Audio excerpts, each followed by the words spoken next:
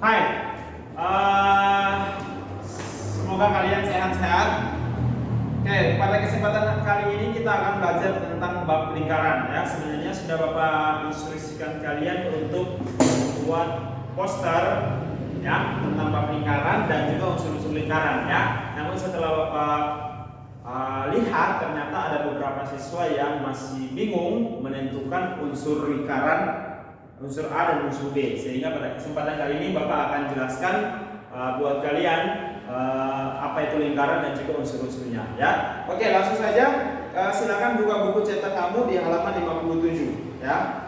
Halaman 57 kita melihat pada tabel 7.1 ya. Nah, di dalam tabel ini sudah dijelaskan bahwa lingkaran adalah sebuah kurva tertutup. Maksudnya apa kurva tertutup? Nah, ini yang disebut dengan sebuah kurva tertutup ya. Kalau dia tidak tertutup ya, contoh Bapak hapus ini anggaplah tidak ada, berarti itu namanya kurva terbuka atau kurva terbuka ya, dan itu bukan definisi daripada sebuah lingkaran ya. Di tabel sudah ada.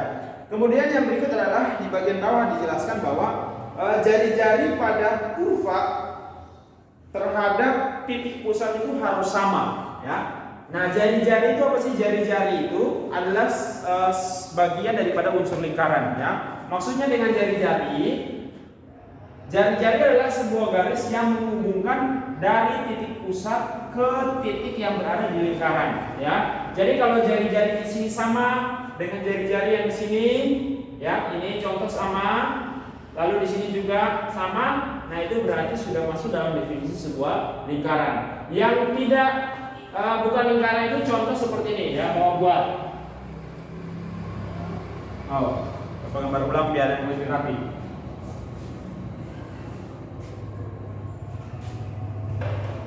Nah, contoh ya. Lalu di sini titik pusat. Jari-jari ke sini itu lebih pendek daripada jari-jari ke sini ya. Maka itu tidak termasuk dalam sebuah lingkaran. Oke? Nah, ini salah ya. Kenapa? Karena jari-jarinya tidak sama ya. Jarak dari titik ini ke titik pusat dengan jarak dari titik pusat ke titik sini itu berbeda. Oke, maka itu tidak termasuk dalam sebuah lingkaran. Nah, lalu mari kita lanjut dalam unsur-unsur lingkaran ya. Unsur-unsur lingkaran itu kurang lebih ada 8 ya, kurang lebih ada 8. Yang pertama, jari-jari ya.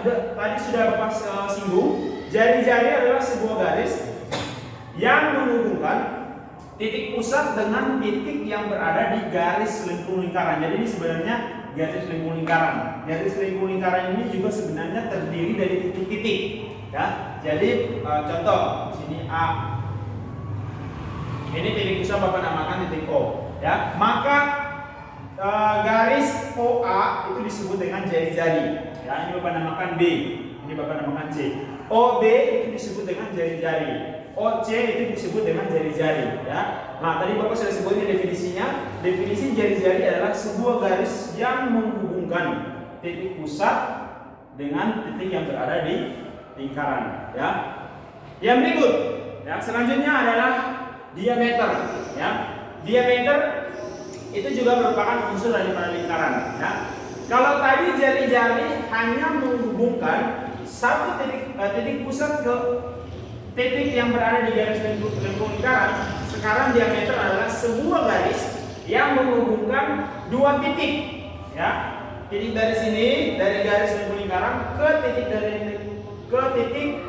garis lengkung lingkaran, dengan syarat garis itu harus melewati titik pusat. Contoh ya. Contoh.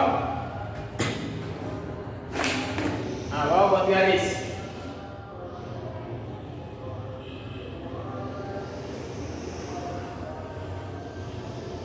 Nah, kira-kira begini ya.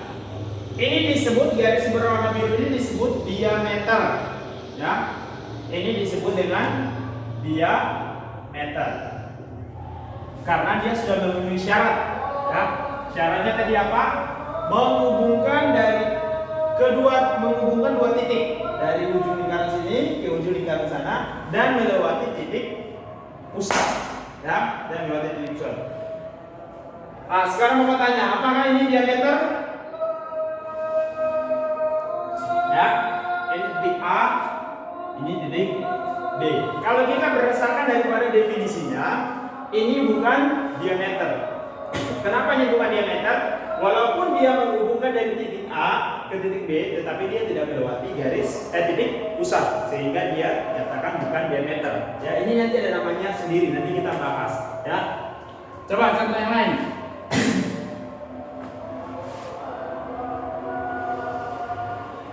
Oke, apakah ini diameter? Ya, ini diameter karena menghubungkan titik di garis lengkung lingkaran dan di titik yang di sini garis lengkung lingkaran dan juga melewati titik pusat. Ya, nah itu makanya disebut dengan diameter. Oke, sekarang kita masuk kepada unsur yang ketiga. Ya, unsur yang ketiga disebut busur. Ya, apa itu busur? Busur itu berimpit pada garis lengkung lingkaran. Ya, apa yang dimaksudkan dengan berimpit? Berimpit artinya persis di garis itu ya. Bapak kasih contoh.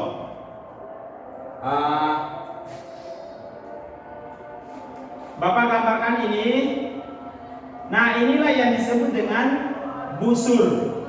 Ya, ini yang disebut dengan busur. Ini Bapak hapus dulu. Oke, ini yang disebut dengan busur. Dia berimpit pada garis lengkung lingkaran. Ya, kalau busurnya itu tidak melewati setengah lingkaran, maka busur itu disebut dengan busur minor, ya, atau busur kecil. Ya. Nah, kalau busurnya itu melewati setengah lingkaran, berarti busur itu disebut dengan busur mayor. Nah, coba kamu perhatikan gambar yang ini. Ya. Garis biru ini disebut dengan busur minor, sementara garis yang warna hitam disebut dengan busur mayor. Oke, jadi ada dua tuh ya, busur minor dan busur mayor. Jadi gimana kalau garisnya itu dari sini, dari setengah lingkaran? Ya, kalau dia persis busurnya itu begini sampai di sini, jadi dia membentuk setengah lingkaran nih. Apakah dia disebut busur minor atau busur mayor? Ya, ini berarti busur setengah lingkaran. Ya, biar nggak dibingungkan. Nah, kedepannya kalau ada soal yang tidak kasih keterangan ini busur minor atau busur mayor, maka itu sudah pasti busur minor. Ya, busur minor. Jadi itu kesepakatannya. Kalau ada soal yang tidak menjelaskan A, B ini busur minor atau mayor, maka langsung kamu tentukan saja itu, maka kamu langsung tetapkan saja itu busur minor. Ya, karena kesepakatannya seperti itu. Oke, yang berikut adalah tali busur. Nah, tali busur. Ya, tali busur ini adalah garis yang menghubungkan mirip dengan diameter tadi. Ya, dia menghubungkan dua buah titik yang berada di garis lengkung lingkaran. Ya, Bapak kasih contoh. Ini disebut tali busur. Nah, tali busur, contoh tali busur. Nah, ini disebut dengan tali busur. Kalau tadi ada busur yang melengkung, sekarang tali busur itu yang lurus. Ya, ini disebut dengan tali busur. Ini tali busur atau bukan? Ini juga tali busur. Lalu Pak, apa bedanya tali busur dengan diameter? Ya, jadi diameter adalah bagian daripada tali busur, tetapi tali busur belum tentu diameter. Ingat ya, ulang sekali lagi. Diameter adalah tali busur, tetapi tali busur belum tentu diameter. Contohnya seperti ini. Ini tali busur? Ya, ini tali busur. Ini diameter? Iya, ini juga diameter. Ya, jadi semua diameter, setiap diameter pasti tali busur. Tetapi setiap tali busur belum tentu diameter. Contoh ini, tali busur. Apakah ini tali busur? Iya, ini tali busur. Ya, apakah ini diameter? Ini bukan diameter karena tidak melewati atau melalui titik pusat. Oke, dan sini paham? Oke, sekarang kita belajar tentang yang namanya dengan apotema. Ya, sekarang kita masuk ke dalam unsur yang berikut, yaitu apotema. Apa apotema? Nah, apotema adalah garis yang menghubungkan titik pusat dengan tali busur. Ya, jadi kita sudah tahu tadi ya, tali busur ini ya.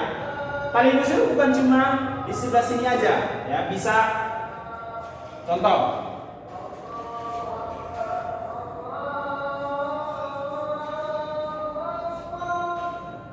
Nah, tali busur, ya.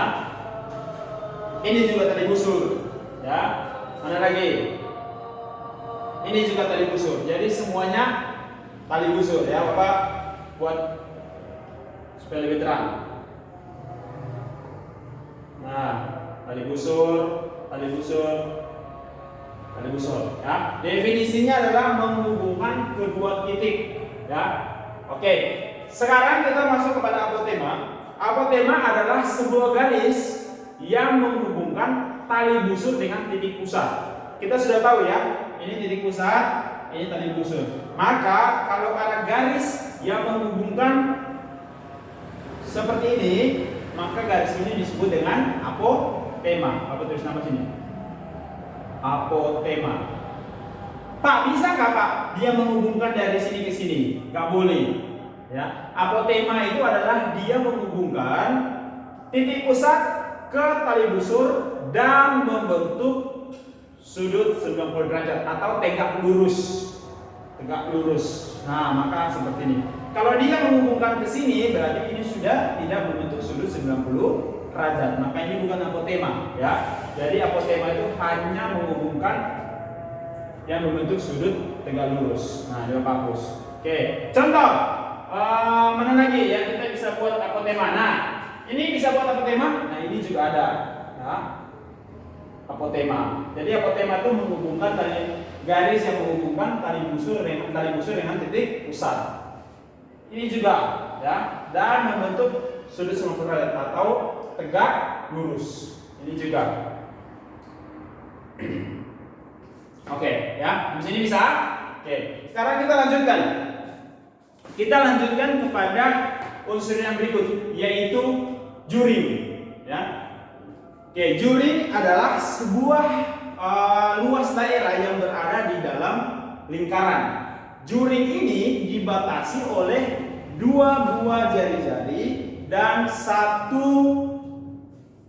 busur, ya, dua buah jari-jari dengan satu busur. Contoh, ini jari-jari OB, OC, ya, dan tali busur BC. Maka daerah yang Bapak arsir ini disebut dengan juring. Oke, juring. Coba kita bikin yang lain lagi, ya. Bapak hapus ini, kita buat di sini.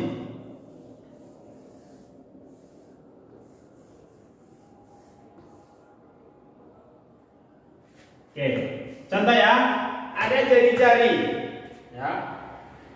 Oke, jari-jari, ya.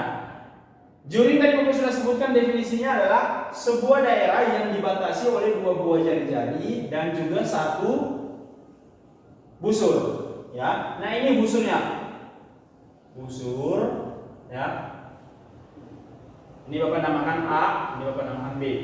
Lalu daerah ini aslinya adalah juring. Nah, kalau yang ditanyanya ini berarti dia disebut juring minor, ya. Tapi kalau yang ditanyanya adalah yang bagian besar ini yang Bapak arsir,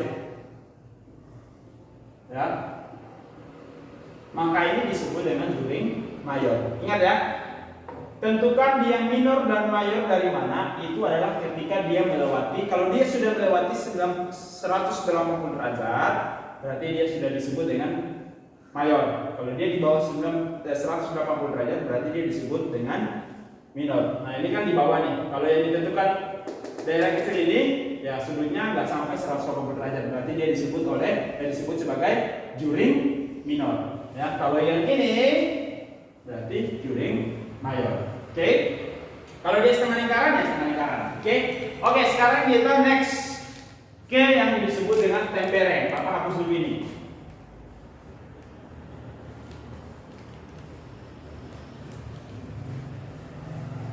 Oke. Tembereng adalah luasan daerah, ya. Tembereng adalah luasan daerah yang dibatasi oleh busur dan tali busur, ya. Busur dan tali busur. Contoh Bapak bikin sebuah tali busur di sini. Ini disebut tali busur, ya. Menghubungkan titik dari ujung dari garis lengkung lingkaran ke garis lengkung lingkaran. Ini adalah tali busur, ya. Lalu ini adalah bagian busur. Ya. Ini adalah bagian busur. Yang warna merah, pakai warna merah. Nah, ini disebut dengan busur. Maka yang disebut dengan tembereng adalah daerah yang ini. Oke. Jadi tadi definisinya apa? Tembereng daerah luasan yang dibatasi oleh busur, tali busur dan juga busur. Ya. Apakah ini tembereng? Iya, ini tembereng juga. Kalau yang ditanya ini tali busur, lalu ini yang jadi busur, ya. Kalau ini yang jadi busur, berarti ini juga tembereng, ya. Tergantung pertanyaannya mau ditanya apa.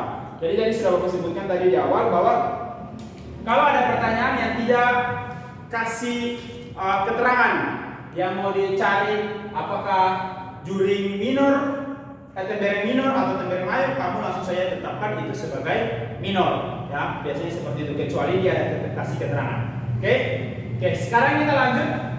Pada yang terakhir ada yang disebut dengan sudut pusat, ya. Nah, Bapak hapus ini.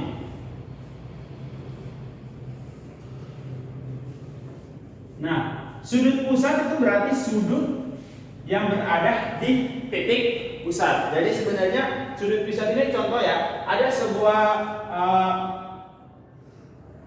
jari-jari, ya, seperti ini, ya, yang disebut dengan sudut pusat. Itu berarti sini, ya. Biasanya simbolnya itu alfa atau beta, ya. Contoh Bapak namakan di sini titik pusatnya titik O, lalu di sini titik P, titik Q. Nah, biasanya ditanya pertanyaan tentukan sudut pusat, ya. Berapa besar sudut? Ini sudut lambang P O dan Q. Ya, ini berarti sudut O yang artinya sudut pusat, ya.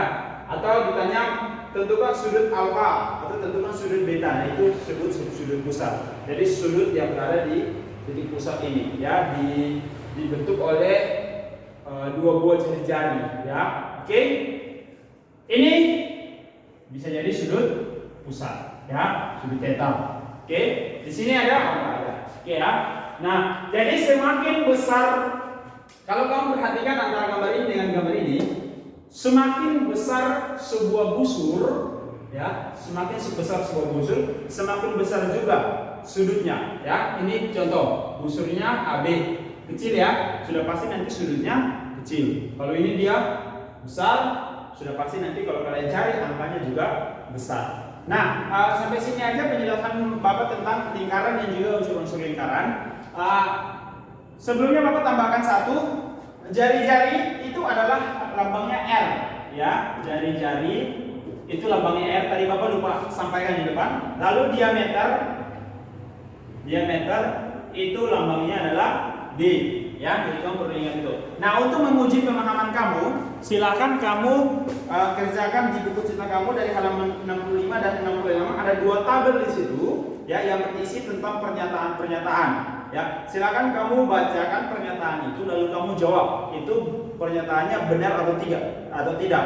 Kalau benar kamu tulis ya lalu kasih alasan. Kalau tidak kamu tulis, kalau salah kamu tulis tidak lalu kamu juga kasih alasan. Ingat harus ada alasannya. Nah, jika kamu kurang mengerti dengan penjelasan yang tadi Bapak sampaikan, kamu boleh WA Bapak atau kamu silakan tulis di kolom komentar di bawah. Oke?